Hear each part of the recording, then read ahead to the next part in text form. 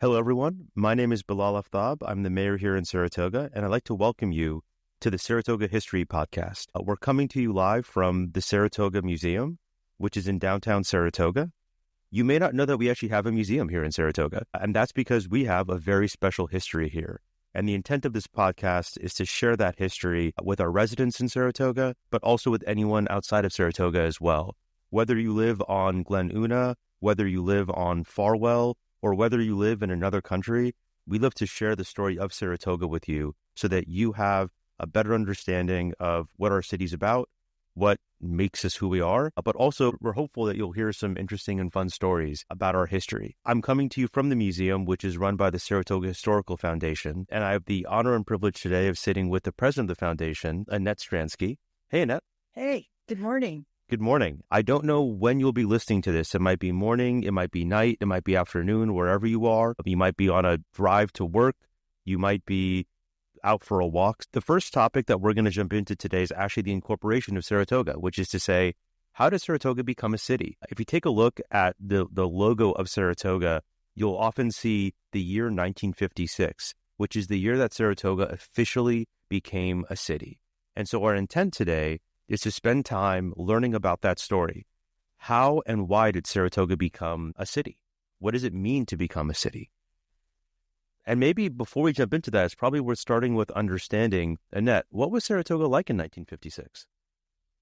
Saratoga was really a blooming orchards place. They were all over the place. That was the main industry for Saratoga. It was really quite beautiful in the spring. I mean, when all the blossoms were blooming and the orchards could just smell wonderful. And it was a great place to grow up. We had plop and bloom in the piece, and a lot of people were under the age of 18, 1950, so a lot of new schools were needed. There was Argonaut Elementary and Saratoga High School. The village pharmacy had a soda fountain, a place for youngsters to meet. Shopping included Buy and Save, where school uniforms would be purchased from Whitlow's and more in the village. The theater was a Quonset hut with afternoon matinees. Lots of community organizations, Lions, Optimists, IWF, Garden Club, Rotary, Saratoga Men's Club, Foothill Club. The town was vibrant. It was really a time when people went to the store. They didn't lock their doors. They felt safe. Thanks, Annette. So you mentioned that Saratoga was filled with orchards at the time, right? At the same time, you talked about the population was also booming. So you're seeing a lot of housing tracts. Can you tell us a bit about that dynamic? So it seems like the city was starting to change from what it had been. Is that accurate? Oh, very much so. The Silicon Valley was just starting up, so people were moving here to live in a rural atmosphere. And it was just a very slow period where people started changing. All I can say is it was just a very nice place to grow up.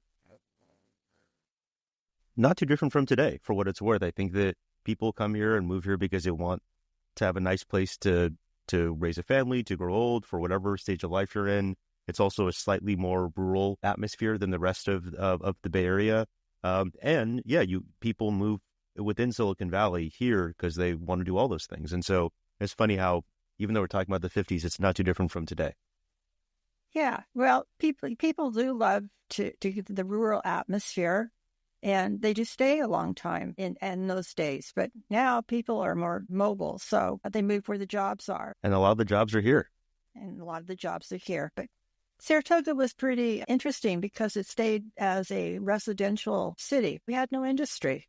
So that means it's kind of tough if you're running a town and you need some money. It's definitely true even today because the cities around us, Cupertino, Los Gatos, San Jose, Campbell, virtually all of them have a major tech company the world has heard of, right? Whether it's Apple, the fruit company, Google, Netflix, you have so many tech companies in San Jose nearby. And so it's interesting because we've maintained that identity as a residential community despite all of the years of development in Silicon Valley, which I think is what makes Saratoga a special place too. It does. And actually, the only industry we had at one time was the Parmesan cellars, which was in the late 1950s. They moved in.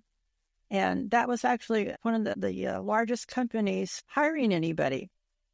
Can you imagine that? I think the second largest was West Valley College. Annette, you mentioned the Parmesan cellars. What does it mean to be a cellar? And what is that business about? Well, that was called the Parmesan Champagne Cellars.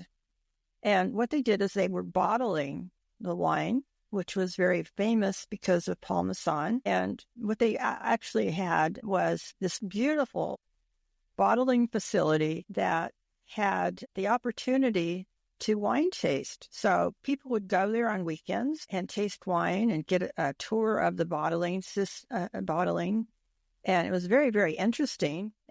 So for those that live in the Belgrove neighborhood or in the Quito area around McFarland Avenue, that was the area where the Parmesan cellar was located. And so there's a bit of history there that's now turned into homes, but some interesting business and local history as well. Annette, you mentioned that, Saratoga was changing, right? There were orchards, but you were seeing more and more housing tracts as Silicon Valley was coming up and more people were moving to the area. At the time, this was not a city.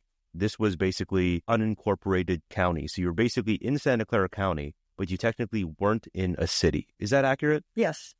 And so what was sort of the motivation behind becoming a city? The concept is called incorporation. Why would a set of people or an area want to incorporate and become a city? Well, they really wanted to have more control over the zoning of the town. They wanted to control over the land.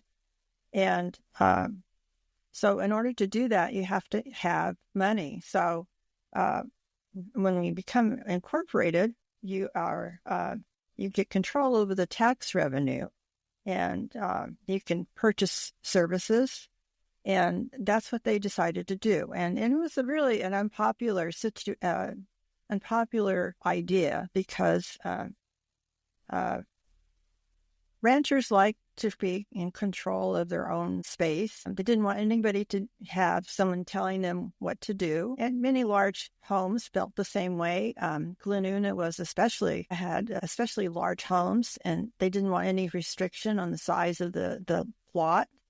So it was a big decision for people. What was the impetus that led people to start thinking about, hey, we should become a city? Well, all the cities around us were becoming incorporated. That was a big impetus. And you could see San Jose was encroaching on Saratoga. And I think there was some land they wanted in the Quito area in particular. And so they decided they had actually tried to incorporate twice and couldn't get the interest, but they decided to try a third time.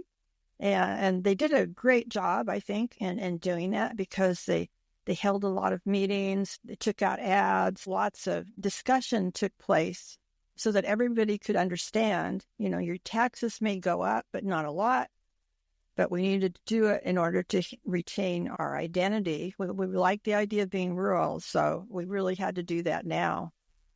So just to play back some of this stuff, Annette, I think you said a couple of things. Folks wanted to incorporate so that there would be a stronger sense of control around the changes that were happening in the area. But there was also a perspective that folks felt like they had enough control as is. So what are the steps that you have to take to become a city? And what happened within Saratoga to that effect? So you have to vote, and that's what they were trying to get people interested. You have people that are money constrained, so they were really afraid that the taxes would go up. They would have to pay huge sums of money for services like police or fire. They wanted to. And these services were already being provided by the county at that point. That's right. So the county provided a very good price for police, for fire. We had volunteer fire department. So some things wouldn't change, but there was no sense of permanence. I mean, the cities around us were being incorporated and saving their land. There was a sense of San Jose could still walk in and take the land away from us. So there was really a big concern over that. What are the steps that residents in the city took at that time to become a city? Were there any primary organizations that were sort of driving the initiative to become a city? What was that like? Well, I understand it was pretty vehement. I mean, there were people that were the original Citizens Committee for Incorporation was handled by J.G. Stubb Scullery. He was a former newspaperman, and he owned the Saratoga Springs Resort. He was later succeeded by Robert O'Neill, a family practitioner in town. Opposing the incorporation movement was the Saratoga Protective Committee that was led by a retired military man, Colonel Fred Buckner. And the position of the anti-incorporationists was that nobody was going to be annexed by another city if they didn't want to be. And since there was no need to introduce an added layer of government with this attendant taxation. Another aspect of the opposition was represented by John S. Langwell, who subsequently was on the city council. He lived up on Bowman Road. He would like incorporation, but he didn't want Bowman to be included. So actually that wasn't going to happen. So just to make sure I'm understanding that, the folks that were opposed to becoming a city felt that the level of services that we were getting from the county was sufficient, and that by becoming a city, they would have to pay more taxes for the city forming, for running local government, for paying for services, and they didn't feel like the extra benefit was worth the cost of becoming a city. That's true. And they really wanted control over their life. It's an interesting back and forth, right? Because it seems like there were also a lot of, how do I put this? Like, things were changing in the area more broadly too, right? A lot of housing tracts coming in. San Jose had been taking some, what were perceived as, expansionary moves, if that's a word. Right. And it was very attractive being offered a lot of money for your farm, very attractive prices. So for some people, it was a sort of an opportunity to change your lifestyles. But it seems like becoming a city would mean that if we were to form a local government, draw lines for what the city will be defined as, collect taxes, we could start to assert a bit more control about what the character, feel, and look of the city is like. But again, I'm gonna stress this. They wanted to keep it rural, and even today you can see that we are a semi-rural town. We have no sidewalks, limited signals. We have no neon signs. Really rural, and it's good. We like that. But they were strictly very, very sensitive to that fact. So, Annette, you mentioned there's this back and forth around, do we become a city? Do we not become a city? At a certain point, you have to vote on that to make the decision for this community, for this area. Do we actually want to form the city of Saratoga? What was the process of actually getting to that place where something was on the ballot that people voted on? Well, they had many conversations over this because there was also the other problem of wondering what type of management would the city council have? What kind of people would be involved in forming the city? So they had many, many meetings, and it was a very vocal on either side, for or against. And eventually they had enough signatures that we could hold an election. So just to clarify that, you need to get a certain number of signatures in order for this decision to be put on the ballot. Is that correct? That was over, I think it was something like 25%. Not a lot, but it's still... That's still a lot. To get a quarter of an area to sign on to something is a lot of people. This is pretty wild and woolly group there. Anyway, so the election itself was a special one since the general election was in November. So the issue was Saratoga to be incorporated, and if so, which 14 candidates would be elected to the 5-member city council.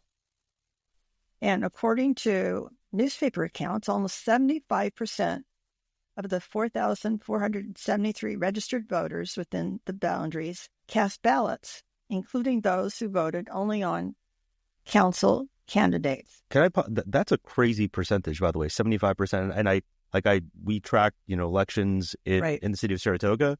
I think in a really good year, you'll get to about 2/3, like 64% or 66%. That's a really good turnout. So to get 75% of those registered within those boundaries voting, that is a very high number. So it seems like there was a lot of energy and interest around this decision. Well, there really was. So the count was 1,685 to 1,527, including the absentee ballots and the margin of 160 votes in favor of incorporation. It was hardly a landslide. So just to be clear, it was a margin of 160 votes Right. that led to Saratoga becoming a city. So it was a really tight election in terms of, do we become Saratoga or do we not? That's right. So this is really interesting data. And for what it's worth, if anyone's interested in learning more about this, we actually have scrapbooks of the city of Saratoga.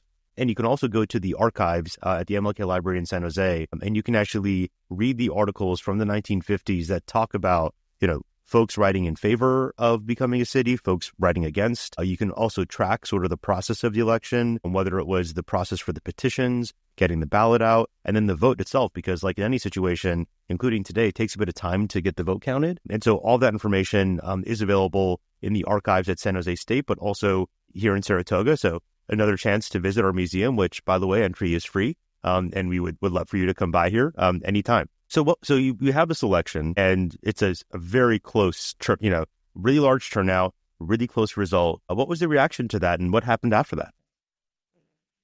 So after that, it was kind of funny. The newspaper headline read, "County's newest city names first council, Dads of Saratoga," which I think is rather funny. But anyway, so the first council consisted of Burton Brazil. He was an assistant professor of poli-sci at San Jose State College, now university. Dr. Barney Rizzaco, a longtime Saratoga dentist. Harold Skepson, a former county road commissioner who then was running an auto supply store in Los Gatos and a San Joaquin Valley cattle ranch. Raymond L. Williams, a retired Cleveland, Ohio industrialist and a true patron of the arts, and John Langwell, a Westinghouse sales engineer who had come to Saratoga in 1945. Quite a diverse group of men. Langwell was the only one of three incorporation opponents on the ballot to be elected to the council, but he was anything but an obstructionist. In fact, he was re-election to a full term in 1958 when his 2-year term expired. So that's a pretty interesting set of people. What was it like when they had their first council meeting? I understand they were all very polite, and they were willing to get things done. And as you can see, they actually did a lot of work, because they had to, first of all, they had to find a building, and they had to find a place to hang their hat. So they moved to quite a bit. And actually, I wanted to mention that Burton Brazil was in his 40s, so he was one of the youngest people on the board. So the first building they had for the city was a small building that was lent to the city without charge. It was headquarters that started out on the tennis court clubhouse by the old Bell home on Oak Place and Park. And it was moved to the... So let me get that straight. The city's first headquarters where council meetings were held was a tennis court clubhouse. Yeah. Like right now we have a city hall, but the first couple meetings were at a tennis court clubhouse. It was. And it was actually, that building had a really interesting lifetime, but anyway, it had also been a gift shop and a real estate office. But anyway, they moved it to Fruitvale Avenue property, and the city had by then acquired, and it was the city office until the first unit of the present city hall, the Saratoga Civic Theater, were dedicated in 1960. It was a very, very tiny building. So Annette, you had mentioned that we just completed this special election. The residents of the area have decided to form a city. They've elected a 5-member city council, the Dads of Saratoga. What are the first couple of things that the city council had to do? Well, they really needed to find a place to hold their meetings. So the small building that they had was too small, but they had to fix it up also. So one of the interesting things they did, instead of buying a new counter for the building, they went to a wrecking yard and bought one for $25. They then lined it with linoleum and put on stainless steel molding. They also installed wood molding between floor of the office and paneling. Another economy was buying acoustical blocks for the ceiling. They were obtained for 5 cents each. Fluorescent lights were found for $15. The first council meetings were held in the Fireman's Hall on Oak Street, a building well known for the acoustical qualities. Later, City Council and Planning Commission meetings were held at Fruitvale, now Redwood School. You probably know more about the types of conversation that would come for the new council.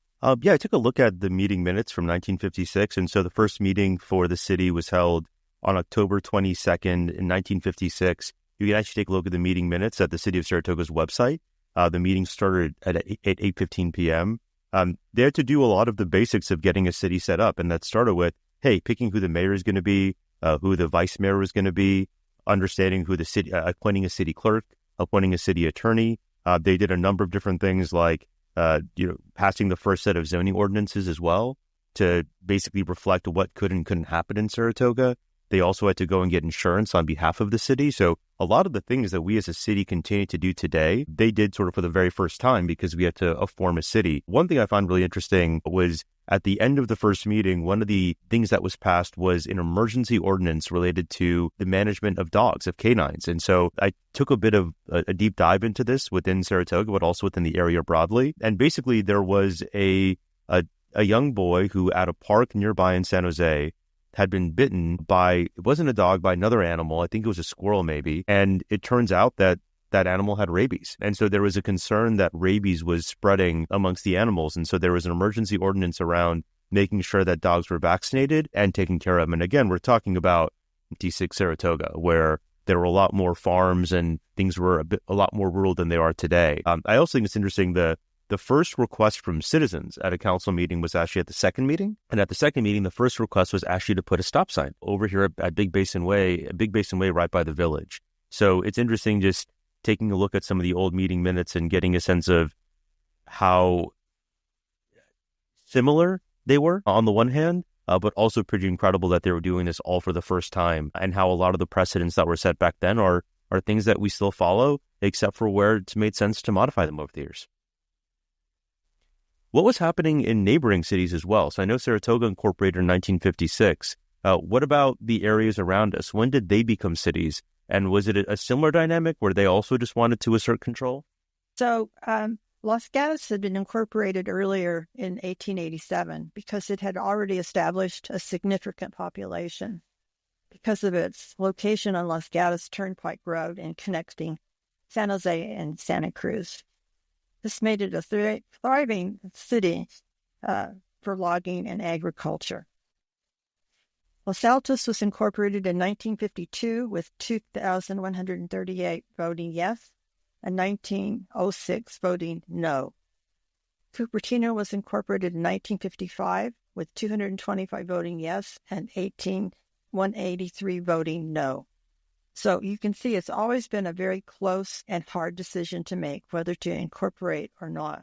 Annette, why would people come to Saratoga? We're talking about the 1950s, but even before then, we know why people come here now, but why would people come back then, and has it changed much? William Glennon described why people live in Saratoga, and I think he later also became a mayor. But he had several reasons. He said, Saratoga is a different kind of town. The people who live here do so by choice. And this is not true of most communities. They live where they work. The great majority thus must sacrifice to live in Saratoga. They must commute to Sunnyvale, San Jose, and even as far as San Francisco. The community has a diverse population, including brilliant scientists, distinguished retired military personnel, blue-collar workers, white-collar workers, pilots for airlines, educators, and artists. This is a tremendous range of personalities in a community as small as this. But all have one thing in common. They apparently place a premium on the pleasant way of life. They find Saratoga a nice place to live, raise a family, or retire. Saratoga represents the pleasant way of life because of the quiet atmosphere, lovely homes and gardens, beautiful hills and orchards. Keep it rural. Today, Saratoga has a population of 31,000. It is a residential community. It still has limited sidewalks, few signal lights, and no neon signs to disrupt the bucolic atmosphere. It has a reputation for good schools and wealthy people. Keep it rural. Annette, why did you move to Saratoga? When did you move here? I moved here in 1980, and I've loved every minute of it. And I really enjoy, even though when I first moved here, I got lost many times going home from work because there were no lights. But anyway, I really do enjoy Saratoga. It has a wonderful history, it has wonderful people, and I just really enjoy it. We're going to ask this question of everyone who comes on this podcast. Annette, what is your favorite current or past restaurant in Saratoga? That's dirty. I have to think about that. Restaurant? Yeah, or store.